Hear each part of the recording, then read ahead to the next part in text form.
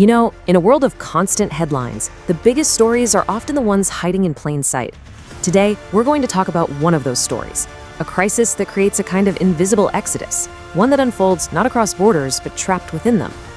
This single question, it defines the lives of millions of people. It's the story of what it's like to be a stranger in your own country, to run from danger, only to find yourself penned in by the very borders that are supposed to define your home. This is the reality of internal displacement.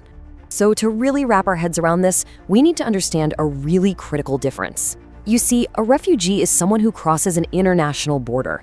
When they do that, they gain certain rights, certain protections under international law. But an internally displaced person, or an IDP, they're forced to flee, but they stay inside their own country. They have the same fears, the same trauma, but they exist in this legal gray area, often totally beyond the reach of that international safety net. Now, let's zoom in on the Levant, a region where this crisis isn't just an idea, it's etched into the landscape itself. Here, the story of internal displacement is really told in 4 separate and equally tragic chapters. Our first chapter starts in Syria. It's been more than a decade since its civil war began, and the country is still the absolute epicenter of this crisis.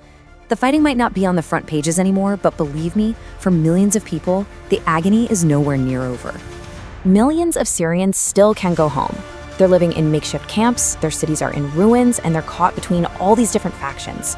And this isn't just a temporary situation.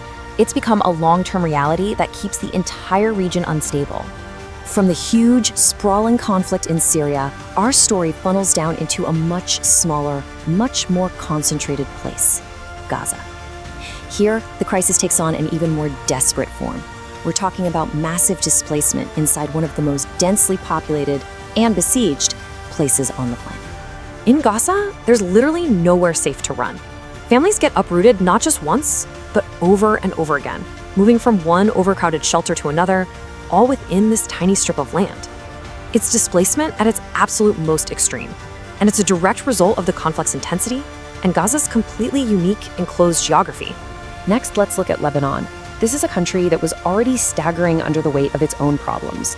You've got a total economic collapse, and at the same time, it's hosting a huge population of Syrian refugees. And now, it's facing a whole new crisis, one that's starting from within its own borders.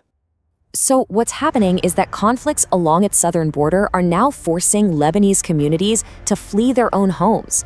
This new wave of internal displacement is just piling another layer of pressure on a country whose infrastructure and resources were already at a breaking point.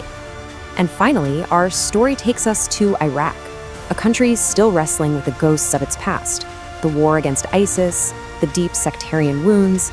It's a legacy that has left hundreds of thousands of people still displaced within their own country. We see for the IDPs in Iraq, the main war might be over, but the displacement, that continues. Trying to go home is incredibly dangerous. Houses are gone, there are no services, and those same divisions that started the conflict in the first place are still simmering just below the surface. It just traps people in this endless cycle of homelessness. Okay, so we've seen the human cost. The next obvious question is, why is this so incredibly hard to fix?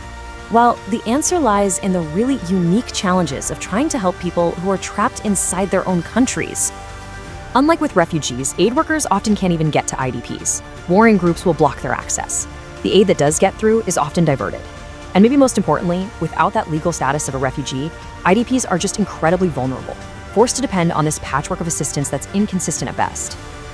This right here is the reality for millions. They're relying on a support system that is stretched so thin, it's full of holes. It's a safety net that is fragile, and in many cases, it just isn't there at all. And that brings us to the bigger picture. While the world's attention is often on refugee flows crossing borders, this internal crisis is often a massive geopolitical blind spot. But ignoring it, well, that comes with some really serious long-term consequences. I mean, think about it. When you have millions of people left with no homes, no hope, and no future inside their own countries, you're basically creating the perfect breeding ground for instability. It makes any attempt to rebuild a nation impossible, it fuels radicalization, and it plants the seeds for the next conflict. So let's be really clear. This is not just a humanitarian issue. It's a security issue. It is a ticking demographic time bomb. And if we fail to address it, it threatens any chance of finding real, lasting stability in the Levant. So where does the path lead from here? The future of the entire region is being written as we speak, and how this crisis of displacement is handled, well, that's going to determine which story gets told. And the choices are pretty stark. One path leads to what we call protracted displacement, basically a permanent state of crisis. Another path, one that focuses on sustainable return, that offers a genuine chance for peace.